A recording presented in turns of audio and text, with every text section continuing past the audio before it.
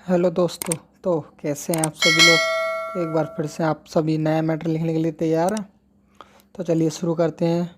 5 4 3 2 1 start.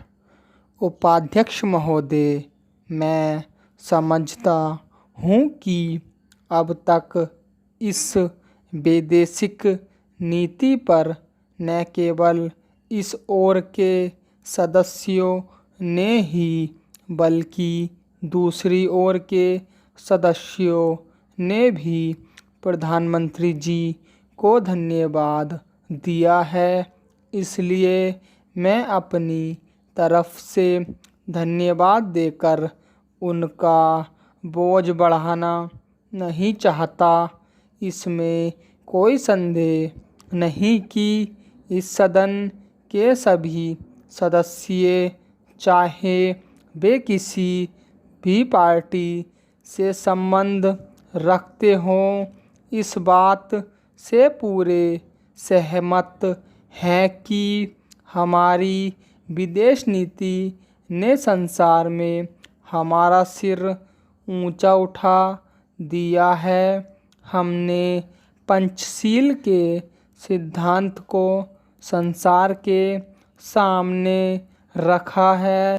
यदि हम उसके आधारभूत सिद्धांत पर दृष्टिपात करें तो हमको पता चलता है कि हमने संसार में एक जो सबसे बड़ा काम किया है वह यह है कि हमने तनाव को कम करने का प्रयत्न किया है।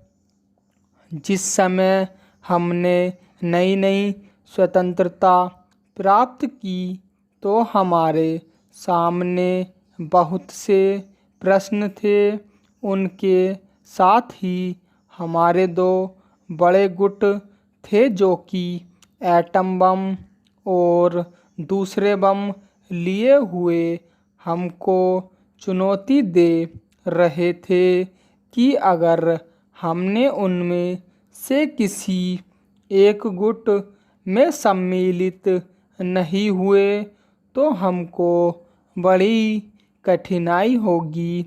उस समय भी हमारे प्रधानमंत्री ने हमारे देश की वैदेशिक नीति को इसी स्तर पर रखा जिसके कारण आज हम संसार में अपना सिर ऊंचा उठा सकते हैं। हमने जो संसार के सामने पंचशील के सिद्धांत को रखा उसका सबसे बड़ा फल यह हुआ कि एक सम्मेलन हुआ जिसकी ओर मैं आपका ध्यान दिलाना चाहता हूँ। इस सम्मेलन में बड़े उत्साह के साथ संसार के 29 राष्ट्रों ने जो कि एशिया और अफ्रीका से संबंध रखते थे यह घोषणा की कि हम संसार में तनाव कम करना चाहते हैं और साथ ही हम यह चाहते हैं कि संसार में जो विभिन्न सामाजिक और आर्थिक नीतियां हैं वे साथ साथ चल सकें।